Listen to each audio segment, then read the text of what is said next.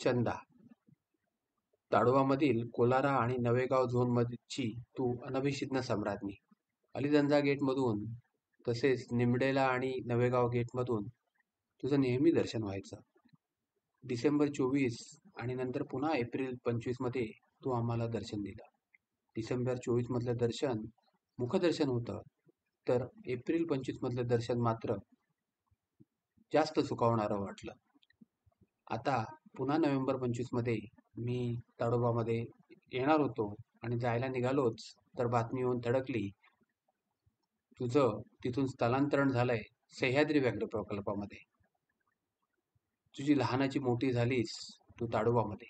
तिथल्या वातावरणाशी तुझं चांगलं जुळलं होतं. तिथे मोठा एरिया तू मार्किंग करून कॅप्चर केला होतास.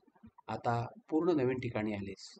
विदर्भाच्या थंड वातावरणातून सह्याद्रीच्या उष्ण दमट वातावरणामध्ये तुझं आगमन झालंय. तुला आता इथे जुळवून घेणं फार अवघड जाणार आहे. पण निश्चितच तू जुळवून घेशील, कारण छोटा मटका आणि झरणी या दोन ब्रेव वाघांची तू कन्या आहेस. तुझी बहीण चांदणी अजून तिकडेच आहे.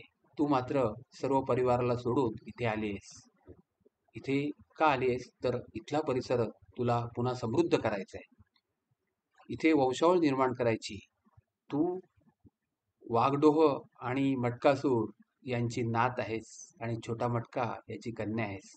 त्यामुळे इथल्या वातावरणात तू चांगलंच जुळवून घेशील आणि इथे हा जो व्याघ्र प्रकल्प आहे तो निश्चितच तू समृद्ध करशील, अशी सर्वांचीच अपेक्षा आहे. तुझे खुल्या दिलाने स्वागत आहे. वेलकम चंदा.